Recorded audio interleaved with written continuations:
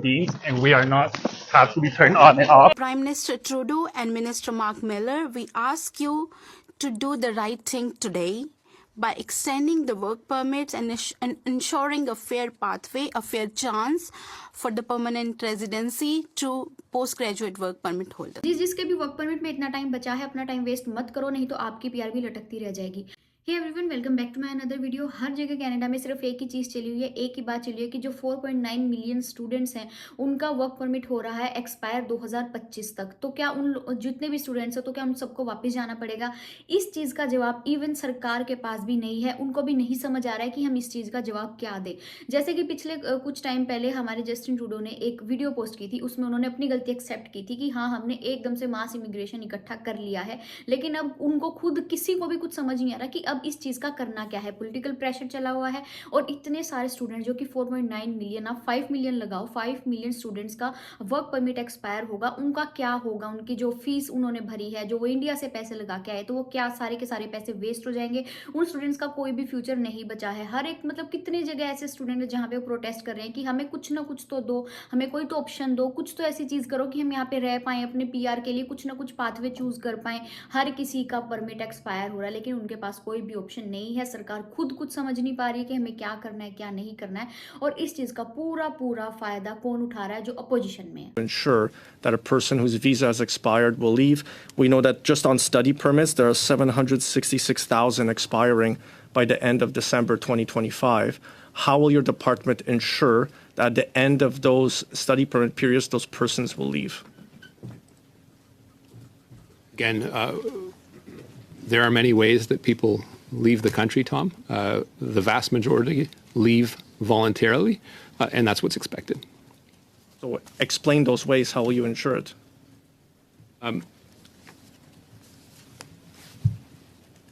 We work with our partners, including CBSA, to investigate, obviously, and prosecute those who violate immigration law. If someone refuses to leave, they're in violation of the law. And CBSA, after due process, has the legal obligation to remove people.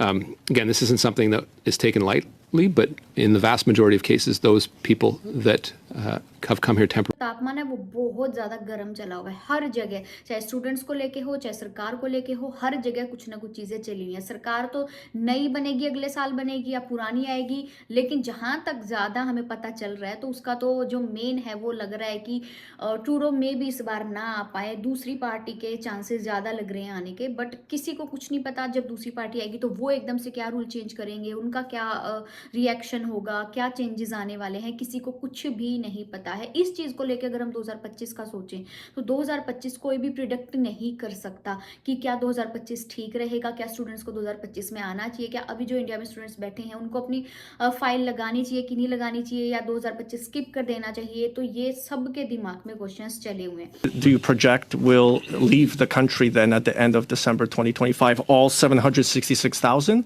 What's the proportion? What are the forecasts the department has? You'll have to be clear on that. A discrepancy between what and what? Between the number of people who will be allowed into the country and then the number of people who will be on a study permit that's expiring. So those who are expiring the end of December 2025, how many of them will actually leave? Are you saying 100% will be expected to leave, or are you going to send CBSA to chase all 766,000? You know that is not what happens. There are a number of things that occur. Some people actually get renewals. Some people get postgraduate work permits and stay a longer period. And we do work. और हर जगह सबसे ज़्यादा परेशान कौन है? जो यहाँ पे स्टूडेंट्स बैठे हुए हैं जिनका वर्क परमिट अगले साल एक्सपायर होने वाला है। उनसे ज़्यादा स्ट्रेस इस टाइम किसी को भी नहीं है। Another says some graduates are considering other options like furthered studies, or while she doesn't encourage it, asylum claims. We want to say that we are being forced. That is all of the options that is being sold, that is being proposed to us. That you can file for a refugee if you're if your status is expiring. We know that is not a viable option. उनको सिर्फ इतना है, हम यहाँ पे आए, India से fees भर के आए, यहाँ पे आके हमने फीस भरी, यहाँ पे हमने इतना टैक्स पे किया, तो क्या वो सारा का सारा फिजूल था? उसका हमारा कोई भी फायदा नहीं हुआ। अब जब काम हो गया पूरा, हमने इकोनॉमी बूस्ट करने में सबसे ज़्यादा हाथ इमिग्रेंट्स का ही होता है।